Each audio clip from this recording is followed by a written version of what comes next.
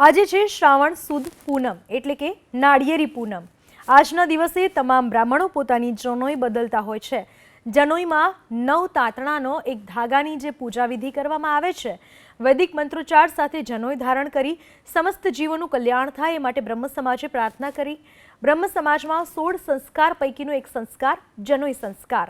અમદાવાદના એસજીવીપીમાં સામૂહિક જનોઈ બદલવાનો કાર્યક્રમ યોજાયો, જેમાં એસજીવીપી ગુરુકુળના ઋષિકુમારોએ વૈદિક મંત્રોચ્ચાર સાથે જનોઈ બદલવાની વિધિ કરી।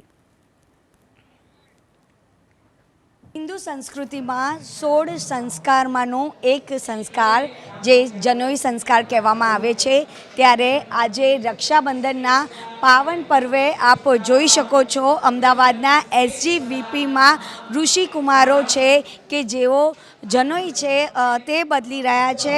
विधि विधान द्वारा अहींया आगळ जनोई बदलवामां आवे छे वैदिक मंत्रोच्चारण द्वारा, जेमां ब्रह्मा विष्णु महेशनो वास मानवामां आवे छे अने 9 तांतणानो जे धागो होय छे तेनी वैदिक मंत्रोच्चारण द्वारा पूजा करवामां आवे छे। आखरे आ जनोई संस्कारनुं शुं महत्व छे तेना विषे वात करशे आपनी साथे चिंतन महाराज छे, તેમની સાથે વાત કરીશું। મહારાજજી, ખાસ કરીને શું મહિમા હોય છે? નાળિયેરી પૂનમના દિવસે જ શા માટે જનોઈ બદલવામાં આવે છે? આજનો દિવસ એટલે શ્રાવણની પૂર્ણિમાનો દિવસ। જેમ ક્ષત્રિયો માટે એ વિજયાદશમીને ઉત્સવ કહેવાય છે, એમ બ્રાહ્મણો માટે આજનો દિવસ ઉત્સવ સમાન છે। શા માટે? તો આજના જ દિવસે વિશ્વામિત્ર ઋષિને ગાયત્રી મંત્રનો સાક્ષાત્કાર થયો અને દર્શન થયું।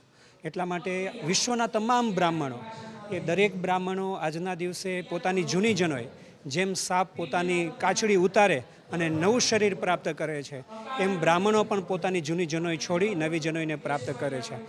એસજીવીપી દર્શનમ સંસ્કૃત મહાવિદ્યાલયમાં ગુરુવર્ય શાસ્ત્રી શ્રી માધવપ્રદાજી સ્વામીની પ્રેરણાથી છેલ્લા 25 વર્ષોથી 250 જેટલા બ્રાહ્મણો બધા ભેગા થાય છે। ઋષિકુમારો જે અહીંયા જ વેદાધ્યયન કરે છે એ બધા ભેગા મળી અને 1.25 લાખ જેટલા ગાયત્રી મંત્રનો જપ કરી એનો દશાંશ હોમ કરી અને આ ઉત્સવને ઉજવી રહ્યા છે। જનોઈનું શું મહત્વ હોય છે? શા માટે ધારણ કરવામાં આવે છે? જી, જનોઈ એક પ્રકારની દીક્ષા છે। જેમ કોઈ વ્યક્તિ કોઈ કંપનીમાં જોબ કરતો હોય એ આઈ કાર્ડ વિના એના ગેટમાં એન્ટ્રી નથી પામી શકતો, એમ બ્રહ્મ વિદ્યા અને બ્રહ્મ જ્ઞાન એના માટે જો કોઈ દીક્ષાનું પ્રમાણ હોય તો એ જનોઈ છે। જનોઈ ધારણ કર્યા પછી ત્રિકાળ સંધ્યા કરવાની, ગાયત્રી મંત્રનો જપ કરવાનો, વૈશ્વદેવ કરવાનો, નૃયજ્ઞ ભૂતયજ્ઞ પંચયજ્ઞો કરવાના અને યજ્ઞથી એને બ્રહ્મ વિદ્યાની પ્રાપ્તિ થાય છે।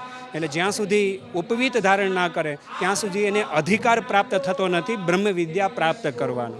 તો આપ જોઈ રહ્યા છો રક્ષાબંધનના પાવન પર્વે અત્યારે એસજીવીપીમાં જે ઋષિકુમારો દ્વારા અહીં જે જનોઈ છે તે ધારણ કરવામાં આવી છે અને જનોઈના જે 9 તાંતણા છે તેની વિધિ વિધાન દ્વારા પૂજા કરવામાં આવી રહી છે।